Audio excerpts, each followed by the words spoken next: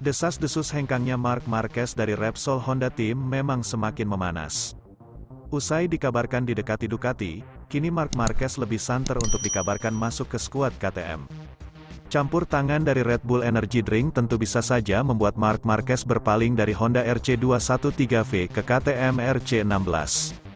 Dilansir dari Corse di Moto, Red Bull Energy Drink bisa saja membayar penalti dari Marc Marquez yang meninggalkan Honda di akhir 2023 agar bisa segera bergabung di 2024. Meski salah satu klausul dari Marc Marquez adalah menempatkannya di tim pabrikan seperti Red Bull KTM Factory Racing.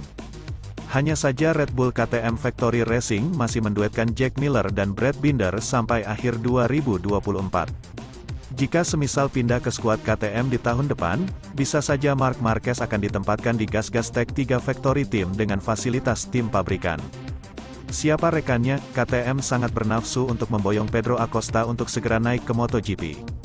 Saat ini Pedro Acosta masih menempati peringkat 2 klasemen sementara, bersaing dengan Tony Arbolino di peringkat puncak.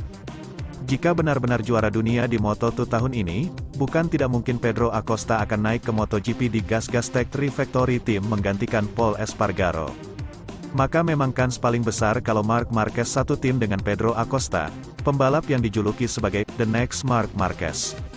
Sementara itu meski mengalami kecelakaan ke-11 musim ini pada Minggu, hanya kurang satu dari rekornya dalam satu balapan, 12 pada 2019, saat ia melakukan debutnya dengan Suzuki di kelas utama, Joan Mir ingin mengambil kesimpulan positif dari 12 lap yang ia selesaikan di Le Mans.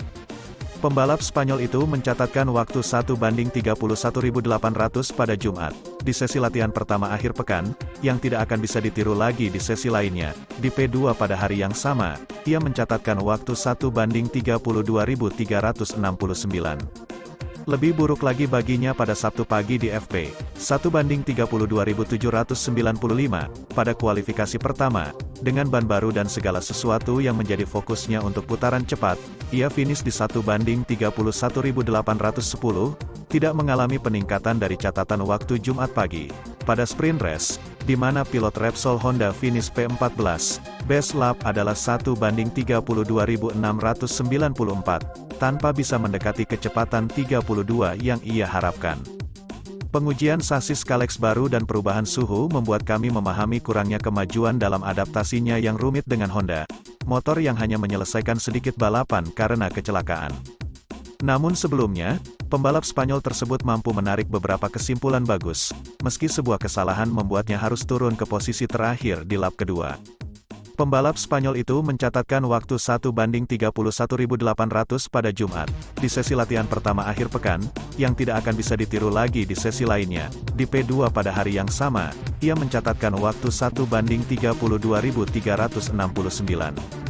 Lebih buruk lagi baginya pada Sabtu pagi di FP, 1:32.795, pada kualifikasi pertama, dengan ban baru dan segala sesuatu yang menjadi fokusnya untuk putaran cepat, ia finish di 1:31.810, tidak mengalami peningkatan dari catatan waktu Jumat pagi.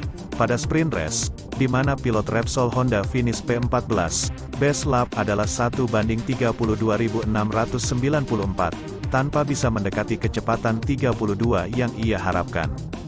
Pengujian sasis Kalex baru dan perubahan suhu membuat kami memahami kurangnya kemajuan dalam adaptasinya yang rumit dengan Honda, motor yang hanya menyelesaikan sedikit balapan karena kecelakaan.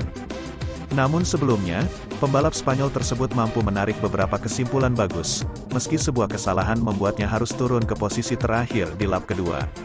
Saya memulai dengan awal yang cukup baik, jelas Mir, yang memulai dari posisi ke-16 di grid dan melewati garis finish di urutan ke-11 di lap pertama, memulihkan hingga 6 posisi di awal lap kedua, ke-10.